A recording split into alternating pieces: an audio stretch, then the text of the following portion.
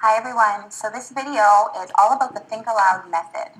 Now this method is a lot easier to demonstrate than it is to explain. So in this video, I will be using the Think Aloud method while reading a small chunk of the text that you will be reading in the consolidation activity. So as I'm reading this text, as I'm reading the chunk, and using the Think Aloud method, I'm going to be applying during reading strategies like adjusting, questioning, making inferences, making connections, thinking about it. I'm going to be tracking and recording and visualizing. So all of these during reading strategies are going to be a lot easier to apply while I use the Think Aloud method. And the reason for this is because our thoughts tend to get really jumbled up with each other. We think about a lot of different things at the same time.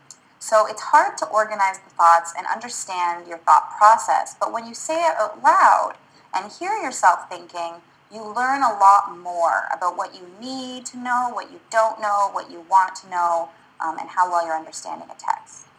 So let's open up the text here. It's called Why Canada Has to Beat Its Literacy Problem by June Callwood. Now I'm going to mark off in yellow exactly what the chunk we'll be reading is. So it's going to be this paragraph on the left-hand side of the page and the paragraph on the right-hand side of the page at the top. So we'll read these two paragraphs together, and I will be annotating or tracking and recording in the color red to kind of mark off my thoughts, where I'm stopping to think aloud and apply a during reading strategy. So let's begin. Carol Boudrias shudders when she remembers the time she almost swallowed Drano because she thought it was bromo.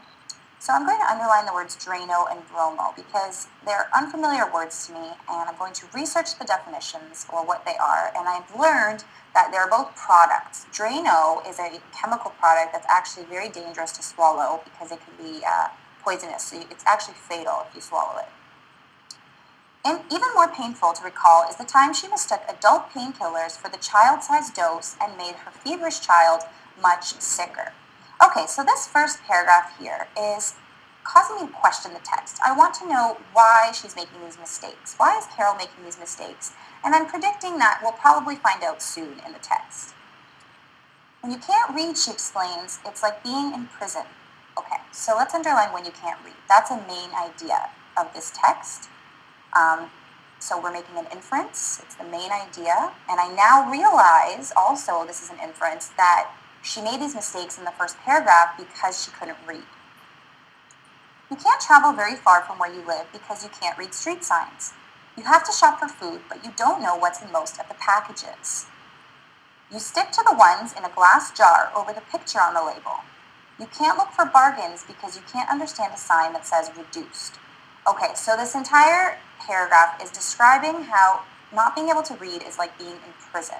So I'm starting to visualize what prison is like. You're behind bars, you don't have any freedom, you are restrained, you can't leave and go as you please. And she's talking about being in the grocery store and how not being able to read really affects your shopping experience. So now I'm starting to connect with the text by thinking about my own experiences shopping for food and how different they might have been if I couldn't read any of the labels or the products or signs. So let's continue over here on the second page. I would ask the clerk where is something, and the clerk would say, aisle 5, only I couldn't read aisle 5. I'd pretend that I was confused, so they'd lead me to the right shelf. Okay, so pretending she's confused. I'm thinking about how that must have been her last resort. She can't read, she is asking for help, and they're directing her to places where she can't figure out how to get to. So pretending she's confused is her only option, and it's all because she can't read. So I understand that this text is going to be about why literacy is so important, using Carol Boudrias' experiences as an introduction. So as you can see, the Think Aloud method is a really, really helpful way for me to apply these during reading strategies and make sense of the text. Hearing myself speak and hearing my thoughts helped me to track and annotate, visualize, make connections, infer, question the text. And that is what this method is all about. So hopefully this demonstration was helpful to you, and I hope you guys enjoy the rest of this text. You'll be reading it for the consolidation activity.